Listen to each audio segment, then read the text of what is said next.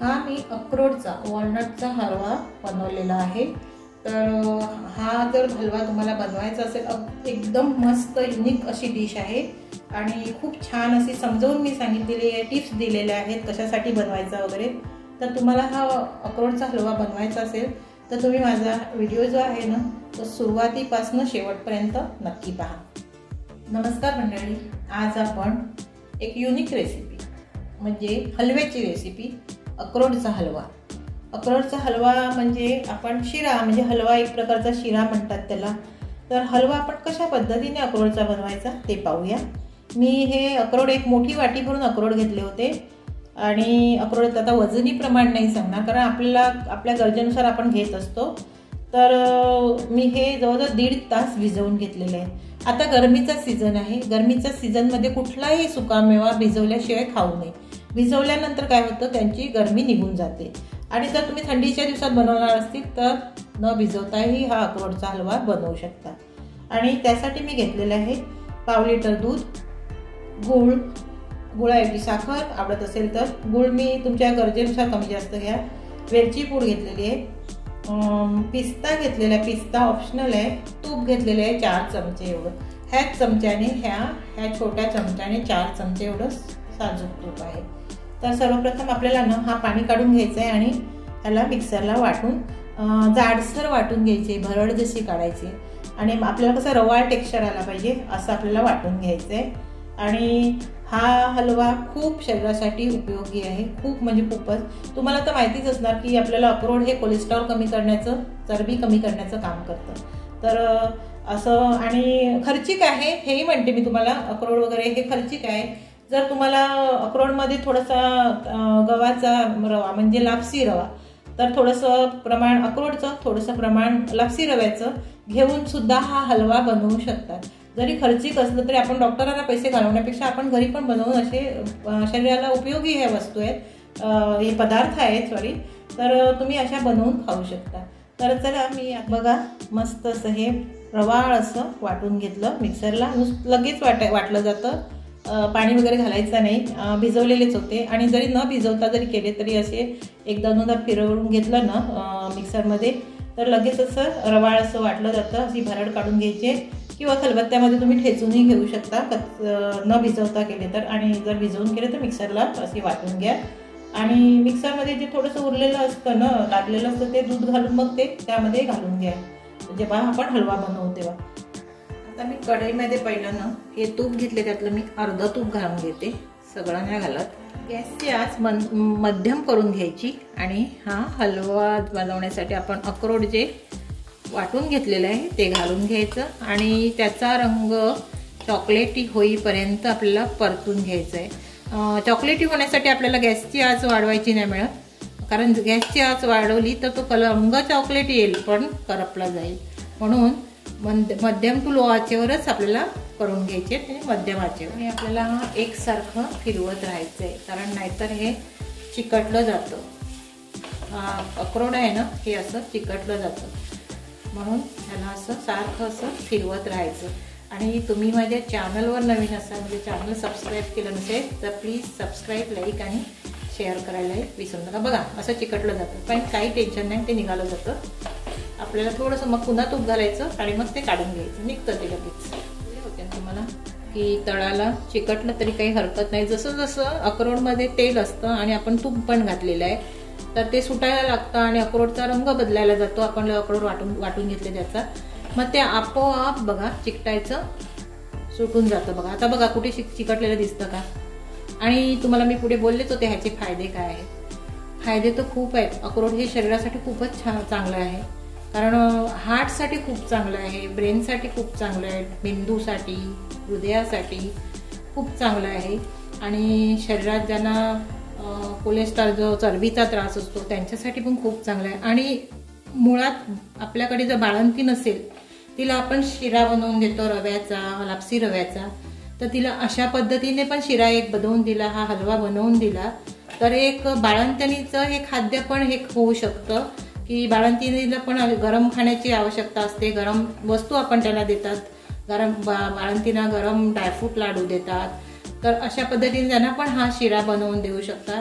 आणि ह्यामध्ये थोडंसं आपण लापसी रवा पण घालू शकतो. जसं मी मागे म्हटलं की हे खर्चिक आहे, तर खर्चिक असलं तरी आपण डॉक्टरकडे गेलो की आपण पैशाचा थोडा विचार करतो, तेव्हा आपण काढून देतोच ना. तर मग अशा पद्धतीने जर काही अशा आपल्याला शरीराला ज्या लागणाऱ्या उपयोगी जे हे पदार्थ आहेत ते आपण करून खायचे आणि ह्याचा आपल्याला शरीर आरोग्याला फायदाच होतोय. तर अशा पद्धतीने तुम्ही बनवू शकता. बघा आता मी मंद आचेवर करून घेते ना, तर बघा कुठेच करपलेलं दिसत नाही आणि मस्त असा रंग बदलत आहे बघा अक्रोडचा. आणि अगदी दाणेदार असा, जसा आपण शिरा बनवतो लापसी किंवा रवा बनवतो तशा पद्धतीने होत आहे बघा. बघा कसा रंग बदलून गेलेला आहे बघा अक्रोडचा. आणि अगदी बघा सुटसुटी तसं झालेलं आहे, कुठेच चिकटलेलं नाही बघा. अशी गॅसची आच जर तुम्ही मध्यम ठेवली ना का ते चिकटतही नाही थोड्या वेळाने, आणि थोड्या वेळ चिकटतं आणि मग ते काढून घ्यायचं चमच्याने. आणि मग कसं त्याचं तेल सुटायला लागतं ना, तसं ते एकदम सुटसुटीत होत जातं बघा. आणि व्यवस्थित भाजलं गेलेलं आहे बघा अक्रोड. आणि हा तुम्ही हलवा जवळजवळ 10 ते 15 दिवस फ्रीजमध्ये ठेवून खाऊ शकता. मस्त प्रवासाला पण घेऊन जाऊ शकता. हा बाहेर 2-3 दिवस पण 3-4 दिवस बाहेर पण नाही. आपल्याला दूध घालून घ्यायचंय. दूध गरम नाही केलं तरी चालेल, असंच घालून घ्यायचं. त्यानंतर असं सारखं फिरवत राहायचं आणि दूध पूर्ण आटवून घ्यायचं. मध्यमच आच ठेवायची आणि दूध पूर्ण आटवून घ्यायचं. आणि तुम्ही माझ्या रेसिपी तुम्हाला आवडतात. बरेच जण मला कमेंट्स करून सांगतात की ताई तुमच्या रेसिपी मला खूप आवडतात, अगदी कमी साहित्यात आणि सोप्या रेसिपी असतात आणि आम्ही बनवून पण पाहतात, तेव्हा छान मला हे ऐकून पण मला आनंद होतो की माझी सांगण्याची आणि समजवण्याची पद्धत आहे ना ही सावकाश आहे. मी कुठलीच घाई करत नाही, कारण आपलं जे आपण जे बनवतो ते दुसऱ्यांनाही बनवता आलं पाहिजे, हे माझं ध्येय आहे. आणि मी दुधाचं प्रमाण सांगितलं नाही. दुधाचं प्रमाण का सांगितलं नाही तर दूध आता मी एक वाटी भरून अक्रोड घेतली, ते 1 वाटी एवढं, 1 बाऊल एवढं छोटा बाऊल एवढं दूध घेतलं. दुधाचं असं की कमी जास्त असं आपल्या अंदाजावर घालायचं. समजा आता 1 वाटी मी अक्रोड वाटून घेतले तर तेवढंच घालायचं. जितकं अक्रोड तितकं थोडंसं जास्त घालायचं. दुधाने काही फरक पडत नाही कमी जास्त दूध असलं तर, कारण ते आपल्याला आटवूनच घ्यायचं असतं. आणि वरून मग गुळ आणि वेलची पावडर वगैरे घालायची असते आणि तूप घालायचं असतं. वेलची पावडर घालून घेते. बघा पूर्ण दूध आटलेलं आहे आणि हे अक्रोड पूर्ण शिजलेलं आहे आणि अगदी रवाळ टेक्स्चर आलेलं आहे बघा, मस्त असं बघा.